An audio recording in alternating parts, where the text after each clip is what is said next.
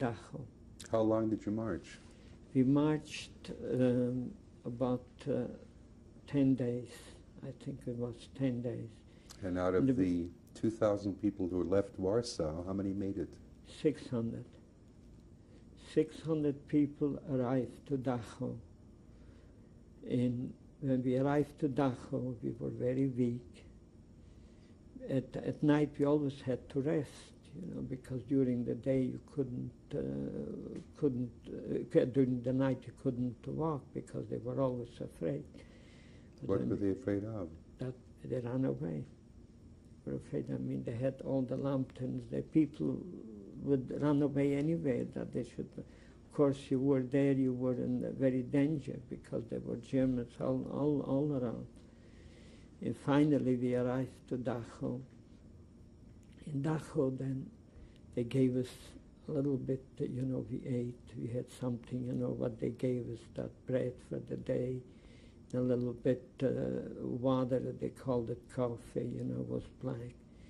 But it was better than nothing. And we were there for a few days for Dachau. The changes that Dachau is in Germany.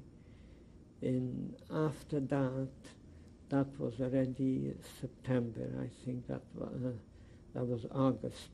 Then we were there a few days, and after that we went to Mildorf. That wasn't too far from Waldlager. The Waldlager, the reason why they called it was in September when we arrived to Waldlager, I think September the 3rd. Waldlager, they called it the Waldlager. First of all, they wanted to hide us. Those days, every day, it was hundreds of American airplanes who bombard. We always never said, why don't you bombard here, where the anti-Semitic are they? But so we heard them, and they wanted to hide us. So they had a wall there, and we cut all the trees. It took us a long time. It was even cold when we did that. It was a long time to make barracks there, but we didn't take away all the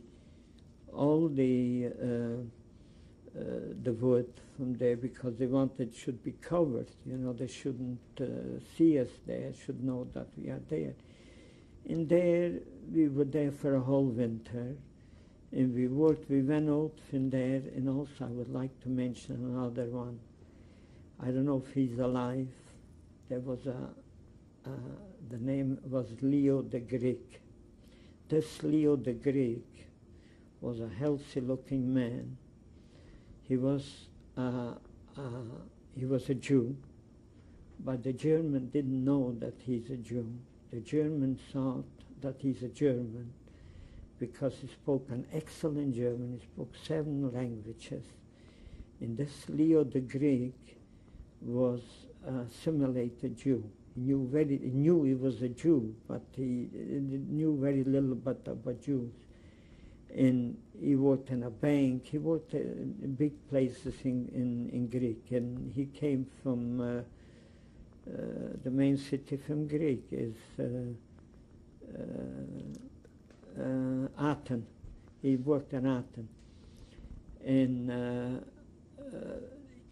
they made him the Arbeitsmanager, the Arbeitslager, that the main man of the work. Like he gave out the work. Work manager, but they called him the did they call them it already? Goes out from my head.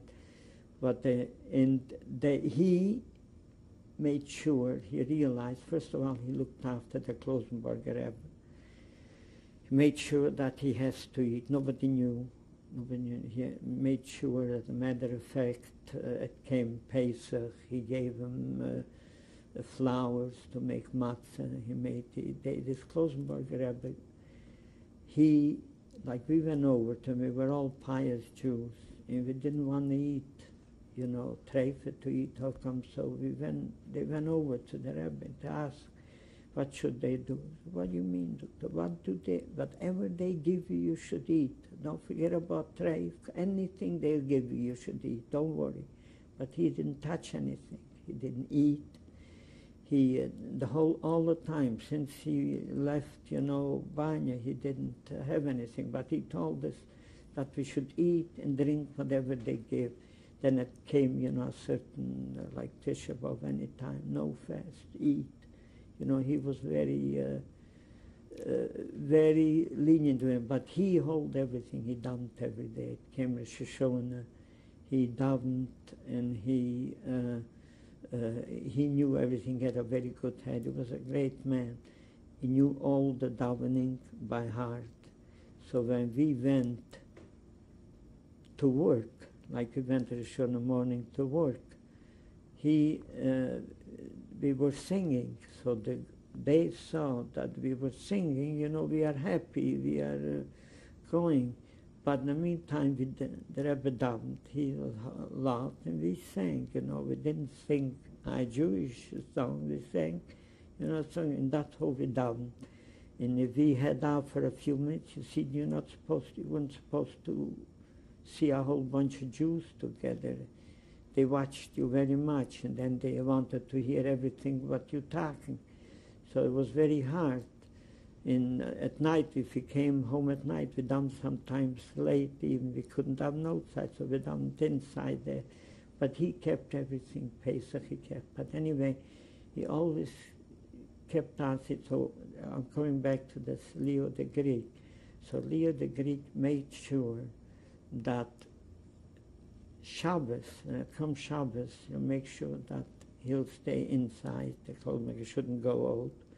And he'll do something with them, make him, because a whole bunch of people, finally, there were a few young people, like I was there, and it took us also inside, that we shouldn't go out to work too hard.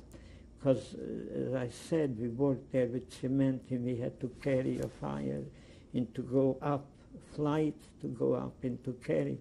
And a lot of people who never got killed, that they were dying there because they couldn't take it up. I have a picture there from and finally it came, like they knew when the high holidays, they knew about Yom Kippur. So Yom Kippur, they made a special go out, and they made a strict revision in the camp. And finally, this Leo the Greek took the Rebbe. We all went out. I went out too. You couldn't all the time stay inside in the camp. So he took him to him, and he made him do something. The Klosmorgen. He watched him very much. The Klosmorgen. Matter of fact, after the war, Leo the Greek came in here. And he looked me up. I saw him. He got married again. And then I went back to him. I was looking him up, but I couldn't find him anymore. He was much older than I. Where was he living? In Israel. He ended up in Israel, and he became not a katzim, but a big general or a big man. He became, and because he didn't only did with us. He was a good, because there was a lot of couples never that they did a lot of things there, and but he looked after us, and I don't know when he died. I have no idea. We'll stop here for a moment. Yosef Mendel.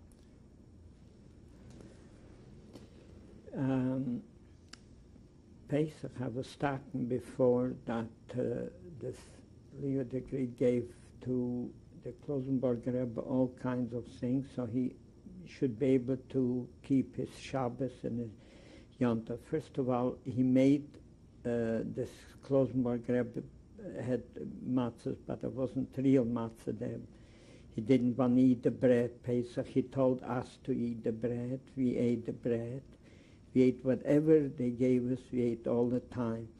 And how did we know what Yontov it was? Now, the Yontov, the number one, we knew Yontov because of the Klosenberg. Klosenberg Rebbe knew every time what it was, when it was Shabbos. We did not know when it Shabbos, we didn't even know what day it was. But we always knew Friday night when it came, we heard him that he's davening for Shabbos.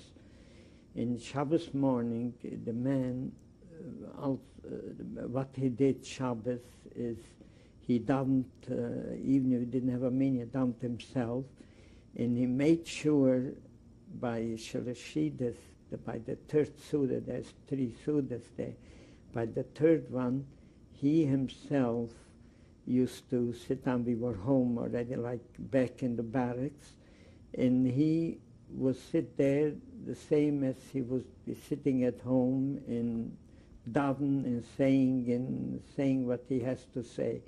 But he always reminds us when it was Shabbos, when it was even Tisha B'Av, and there we had Tisha B'Av for the whole year, but like that. But he knew